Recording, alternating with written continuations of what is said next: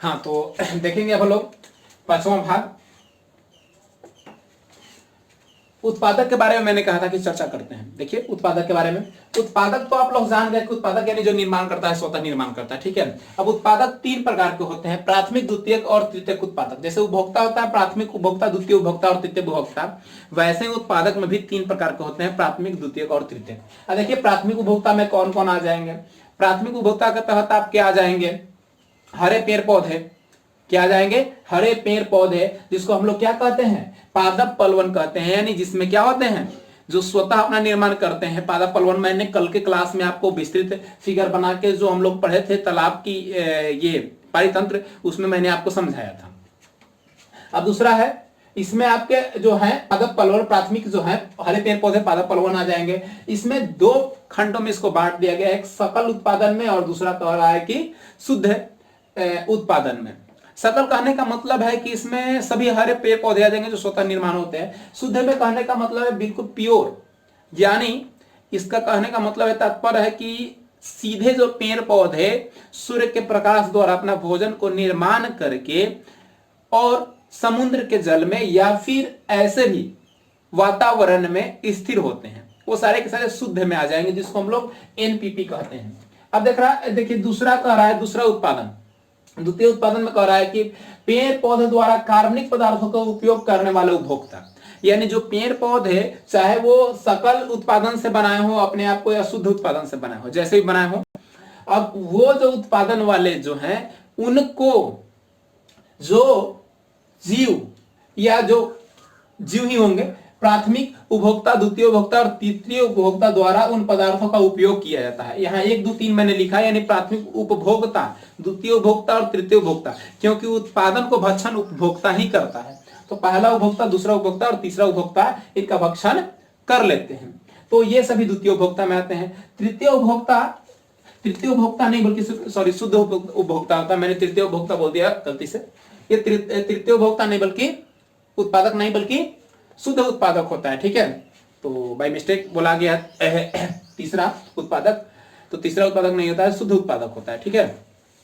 तो शुद्ध उत्पादक के तहत आपको देखिए इसकी परिभाषा कुछ है, मैं परिभाषा आपको बता रहा हूं।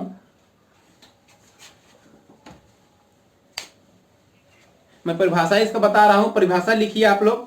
प्राथमिक उपभोक्ता द्वारा संश्लेषित कार्बनिक पदार्थ, यानी प्राथमिक उपभोक्ता जो संश्लेषित करता है पदार्थ को, उस पदार्थ का क्या करता है, उपभोक्ताओं द्वारा उपयोग किया जाता है। यानी प्राथमिक उपभोक्ताओं द्वारा जो उपयोग किया जाता है, उपयोग करने के पश्चात जो कार्बनिक मात्रा प्राथमिक उपभोक्ता का जो बच जाता है, जो शेष बचता है भक्षण करने के बाद, वही उपभोक्ता क्या कहलाता है, शुद्ध उपभोक्ता कहलाता है। उसको क्या कहेंगे हम लोग, शुद्ध उपभोक्ता कहेंगे।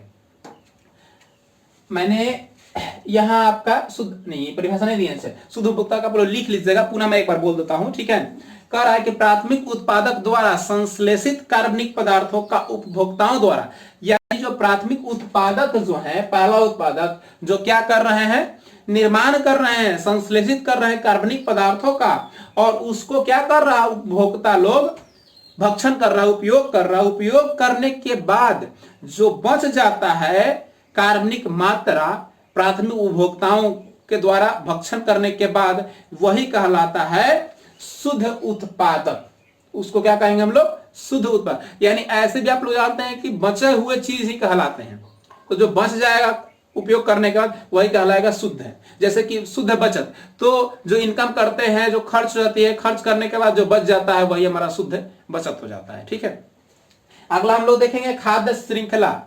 खाद्य श्रृंखला, खाद्य जाल भी पढ़ना है, लेकिन पहले हम लोग खाद्य श्रृंखला कहेंगे, या आहार जाल भी बाद में पढ़नी है, अभी खाद्य श्रृंखला देखते हैं, ठीक है। खाद्य श्रृंखला क्या कह रहा है कि परितंत्र में पाए जाने वाले पौधे और जंतुओं से होकर ऊर्जा और खाद्य पदार्थों का भक्षण एवं भोजन के रूप में संबंधित हुए एक खाद्य कड़ी को ही खाद्य श्रृंखला कहते हैं। सुनिएगा क्या कह रहा है कि परितंत्र में, परितंत्र यानी पूरे एक सिस्टम में पौधे और जंतुओं से होकर जो ऊर्जा खाद्य पदार्थों के भक्षण यानी खाने यानी भोजन करने के बाद जो ऊर्जा बच जाती है, जो उसकी कड़ी होती है, वही कड़ी कहलाती है, खाद्य श्रृंखला कहलाती है। खाद्य श्रृंखला के यहाँ एग्जाम्पल दिए गए हैं। खाद्य श्रृंखला के एग्जाम्पल में घास है, कीट है, मेढक है, सांप है और बाज है, यानी घास को कीट खाएगा, कीट को मेढक, मेढक को सांप खाएगा और सांप को बाज खा जाएगा। ये सभी एक दूसरे से हैं, यानी इसको ये ऐसे करके सब